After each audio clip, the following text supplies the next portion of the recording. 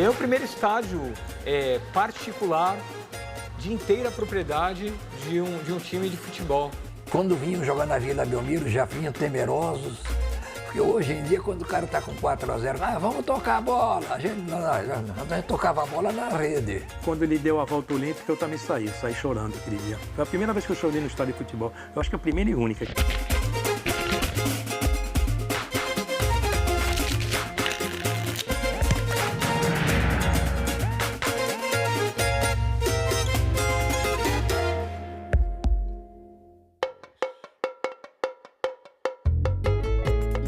Quem iria imaginar que em uma tarde de domingo de 1912, 3 rapazes santistas fundariam um dos maiores clubes de futebol do país?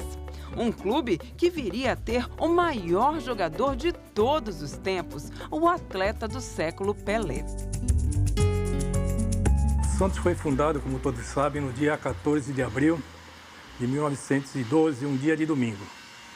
Dias antes, três cidadãos aqui, esportistas de Santos, publicaram no jornal uma nota convidando as pessoas interessadas em participar da fundação de um clube destinado somente à prática do futebol. Ou seja, o Santos foi fundado para ser um time de futebol e nada mais do que um clube de futebol.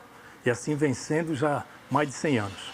Porque na época não tinha um time de futebol aqui em Santos. Em 1912, os clubes que existiam em Santos deixaram de existir. Era o Internacional e o Americano. O Internacional fechou as portas e o Americano, como era composto por estudantes, levou a sede para São Paulo, passou a jogar em São Paulo. Então aqui em Santos não tinha time de futebol quando ele foi fundado, já que em Santos os clubes que tinham eram destinados somente ao remo. Então os clubes daqueles Santos que existem até hoje, Saldanha, Internacional, Vasco da Gama, eram clubes que praticavam remo. Futebol mesmo não tinha nenhum clube aqui em Santos. Aí surgiu o Santos. E a partir daí vieram outros clubes aqui em Santos que passaram a disputar o Campeonato Santista em 1913. A vontade da população por um time santista bateu mais forte e o retorno ao anúncio do jornal foi rápido. E nesse domingo participaram 140 pessoas como sócios. Agora, como fundador, foram 39. Então, esses 39 são considerados fundadores porque eles estavam naquela reunião na padaria suíça, aqui num clube chamado Concórdia. A maioria dos rapazes que participaram, tudo garotos de 17, 18, 19 anos, estudantes, e também quem trabalhava no comércio local.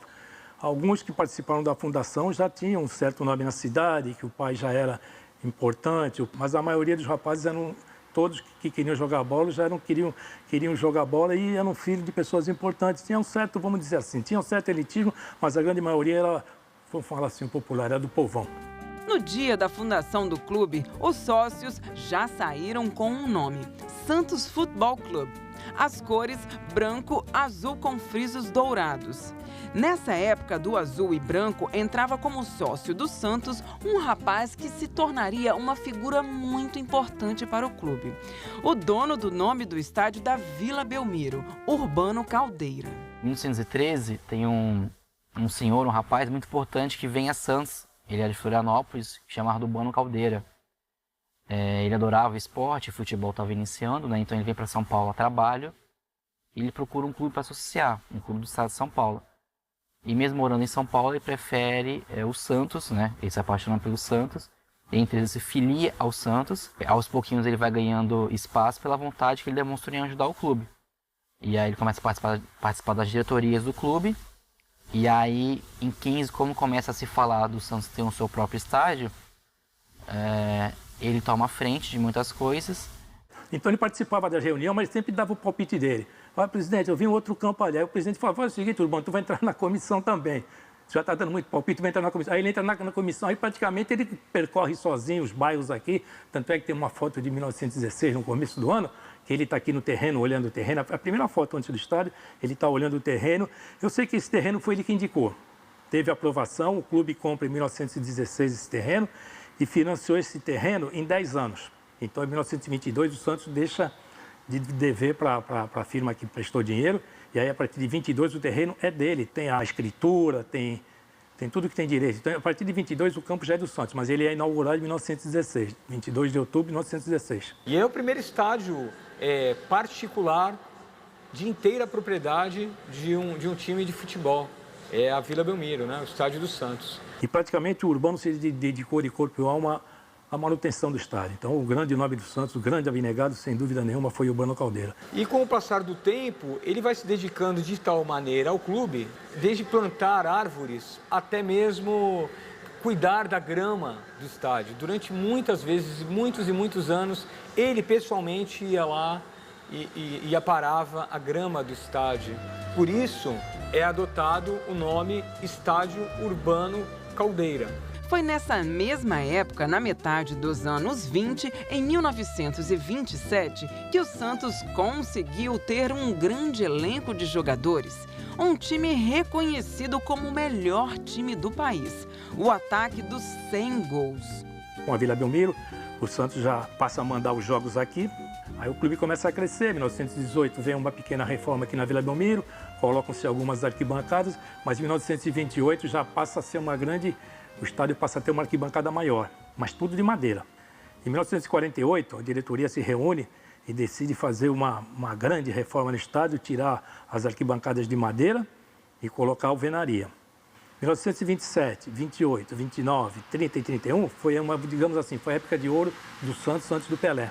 27, 28 e 29 ele é vice-paulista, em 30 ele é terceiro colocado e em 31 é vice-campeão novamente. Na época montou um time que tinha um ataque conhecido como ataque dos 100 gols. Esse ataque aí fez 100 gols em 16 partidas no Campeonato Paulista, uma média de 6,23. Essa média até hoje não foi ultrapassada por ninguém. Aquele ataque lá, quando jogava e ganhava de menos de 6, a torcida saía reclamando. A torcida queria goleada. Omar, Camarão, Feitiço, Araquém e Evangelista.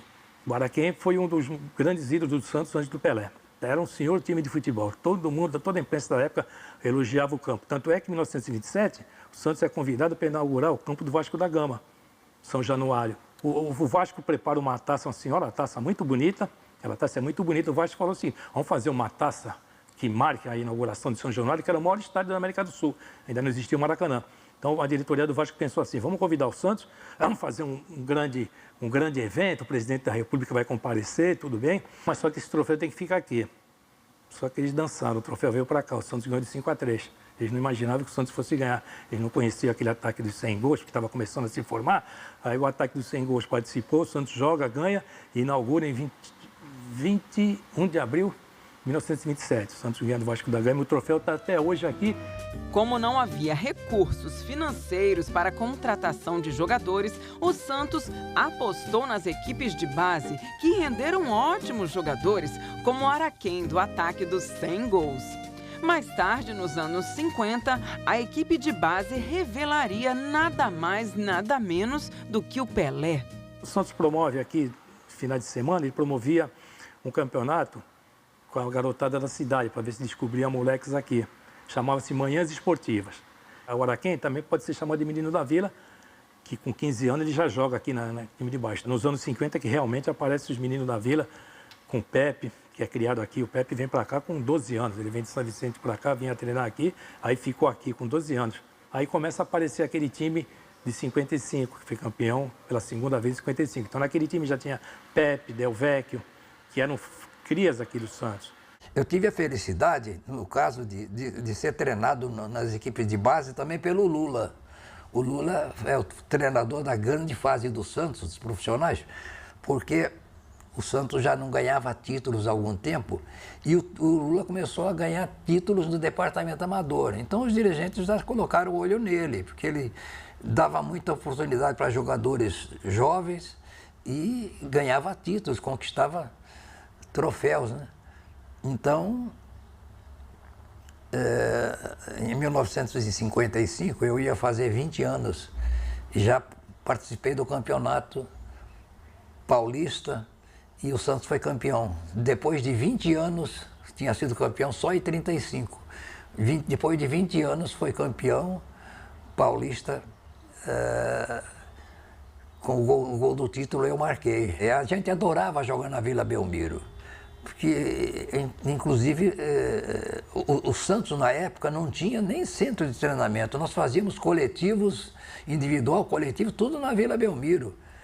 Os adversários, quando vinham jogar na Vila Belmiro, já vinham temerosos, Porque hoje em dia, quando o cara está com 4-0, vamos tocar a bola. A gente tocava a bola na rede. A gente fazia mais gols. E quem vinha jogar aqui dificilmente conseguia sair vitorioso, né? E a torcida muito em cima, né? Até hoje é um estádio bem complicado para os adversários jogar. E tem a questão da estrutura do estádio. É um estádio que é muito próximo. O jogador fica muito próximo, né? Então a pressão é muito grande, né? O estádio ele pulsa. A Vila Belmiro com hoje capacidade de 16 mil é um Maracanã com 80 mil, né? É ensurdecedor, é um barulho ensurdecedor. E o jogador que vem aqui não tem como não tremer, né? Esse time de 55 era especial e ficou mais especial ainda com a entrada de Pelé. Pelé eleva o Santos a outro patamar. O Santos ganha uma enorme torcida. Essa parte da história você vai ver daqui a pouco no próximo bloco. O Pelé chega em Santos em julho de 1956. O Santos já era campeão paulista de 55. Ele treina já com jogadores formados. Jogadores que eram do time principal. Ele, moleque franzino, magrinho.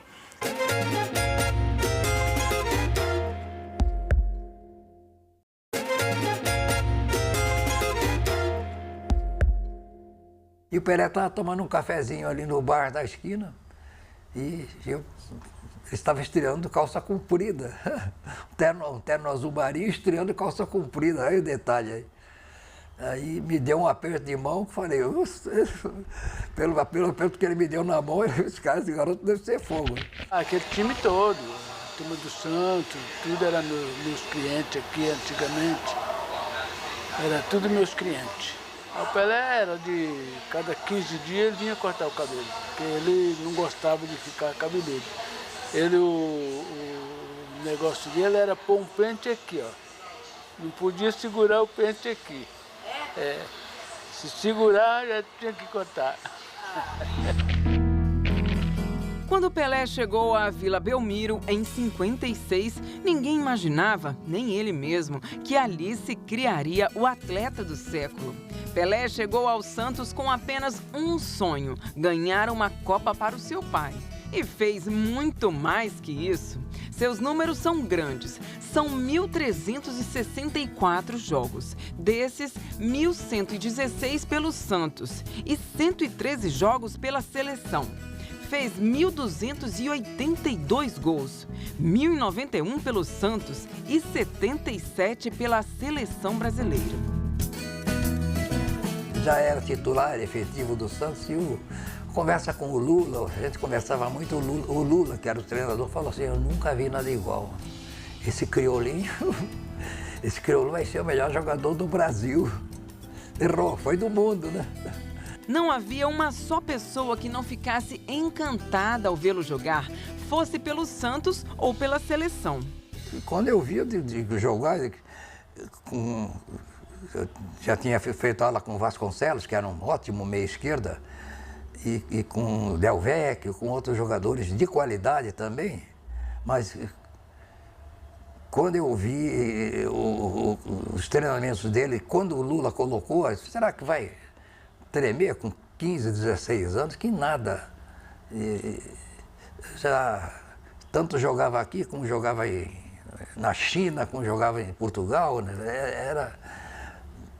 Estou te dizendo que o Lula me falou, eu nunca vi nada igual, nunca vi um garoto de 17 anos de idade com esse futebol, perna direita, perna esquerda, cabeceio, impulsão, todos os atributos ele tinha, né?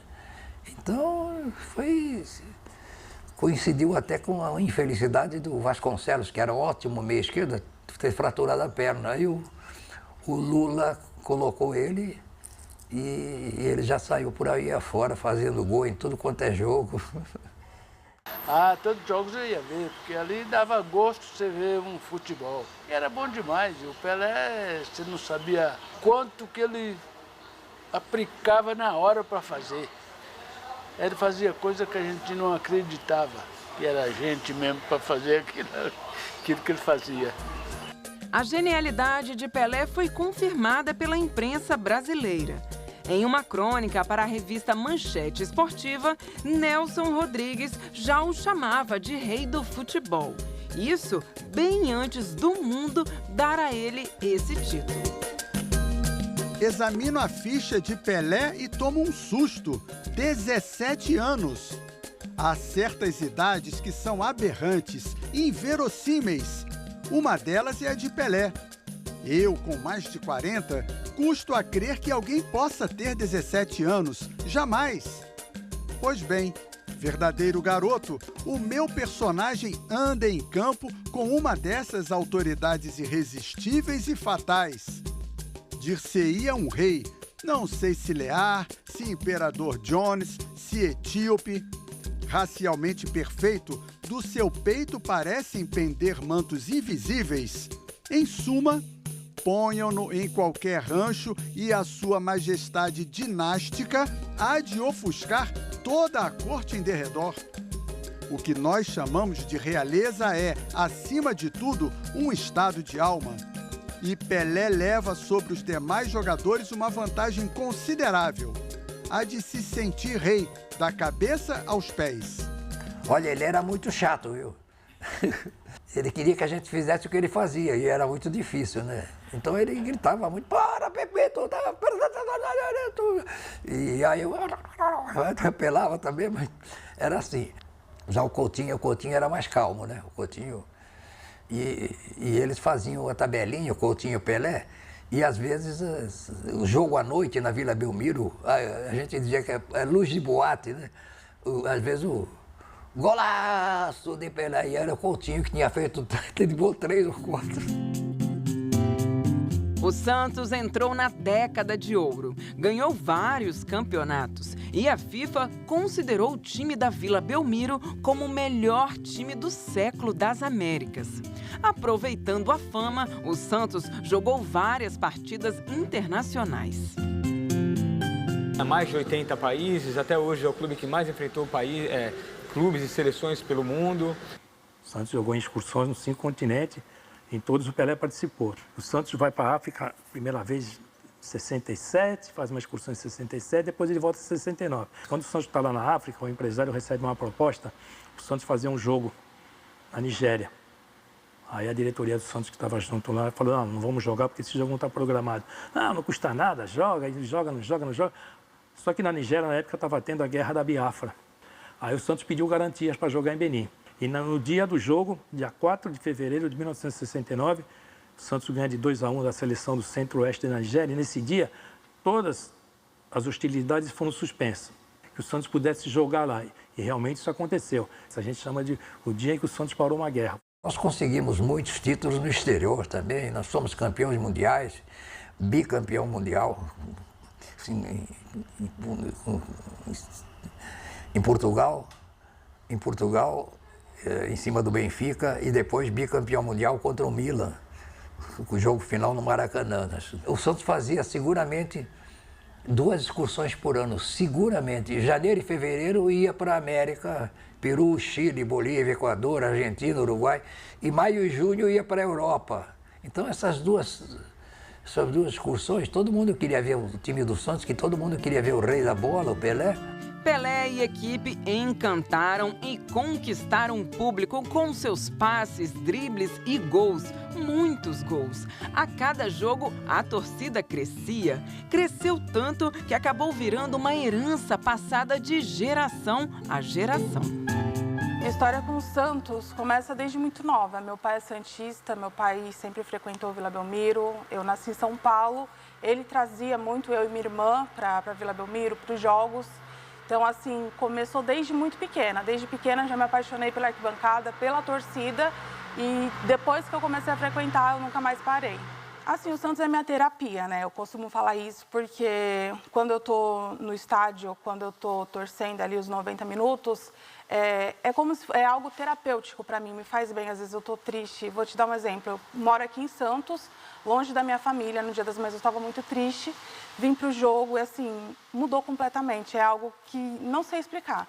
Muda tudo o meu dia. O Santos tem esse poder de mudar completamente o meu dia.